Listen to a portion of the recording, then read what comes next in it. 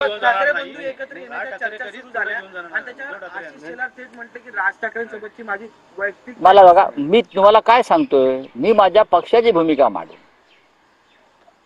हे काय म्हणतात, ते काय म्हणतात, त्यांचं काय मत आहे ते त्याने मांडावं.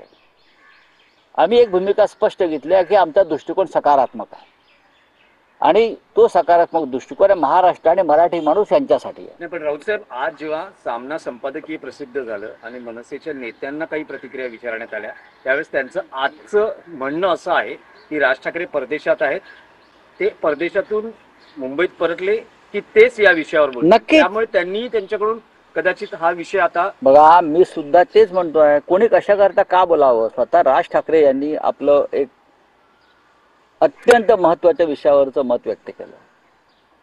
ते त्या पक्षाचे प्रमुख आहेत. त्यानंतर शिवसेना पक्षप्रमुख उद्धव ठाकरे यांनी त्यांचं मत व्यक्त केल्यावरती त्याच्यामध्ये आता इतरांनी बोटं घालण्याची गरज नाही. जेव्हा राज ठाकरे यांनी एक मत व्यक्त केलंय तेव्हा ते नक्की सकारात्मक आहेत ना. नवीन प्रवाह निर्माण करण्यासंदर्भात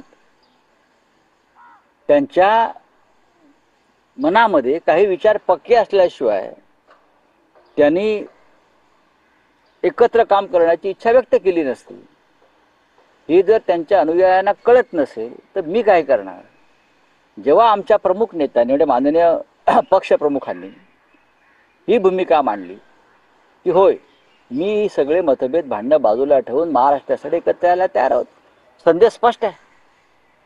आमच्या कार्यकर्त्यांना, शिवसैनिकांना आणि आमच्या सगळ्या हितचिंतकांना पक्षातल्या सांगायची गरजच नाही. पक्षप्रमुखाचा संदेश खाली गेलेला आहे आमच्या. नाही, पण शिंदे शिवसेनेतले काही नेते म्हणतात 0+0 हा शून्यच होतो. चुते आहेत ते, चुते आहेत. त्यांचा महाराष्ट्राशी काही संबंध नाही.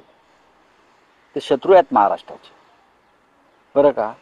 त्यांच्या नशिबी दोन भाऊ एकत्र आल्यावर शून्यच येणार आहे. त्यांना हे नको आहे. त्यांची गाळण उडाली आहे. बघा त्यांच्या, आता बोलत नाही मी, परत ते मला ते कापावं लागेल. पण हे जे कोणी बोलतायत ना, नाही, त्यांचा मेंदू गुडघ्यात पण नाही.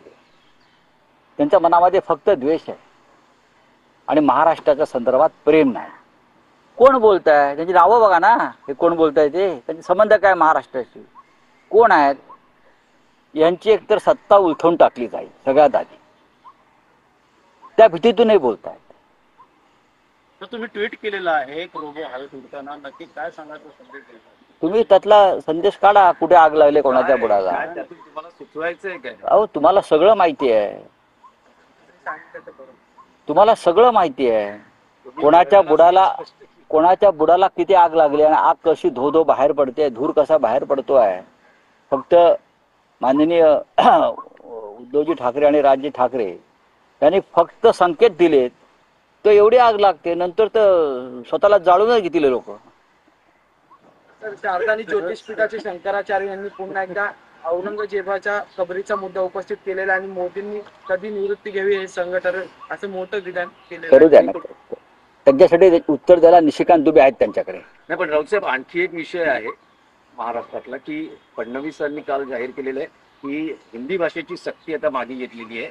पण त्यांचं असं म्हणणं आहे, जर हिंदीला इतका विरोध आहे मग इंग्रजी भाषेला विरोध का नाही. भारतीय परराष्ट्र सेवा जी आहे, बरं का, त्याचं संपूर्ण कारभार हिंदीतून करावा त्यांनी पूर्णपणे. आणि चीनप्रमाणे किंवा जपानप्रमाणे स्वतःच्या भाषेवर जग चालवावं, थोडी हिंमत दाखवावी त्यांनी. आहे त्यांच्यामध्ये हिंमत. देशाच्या संसदेचं हिंदीकरण करावं पूर्णपणे. देशाच्या संसदेमध्ये 70% लोक इंग्रजीमध्ये बोलत आहेत, त्यांना हिंदीमध्ये बोलायला सांगा. काही हरकत नाही. हा एक प्रयोग एका सत्रामध्ये करून बघा आणि मग तुम्हाला कळेल का ते. देवेंद्र फडणवीस हा एक वेगळा अजेंडा राबवू इच्छित आहेत.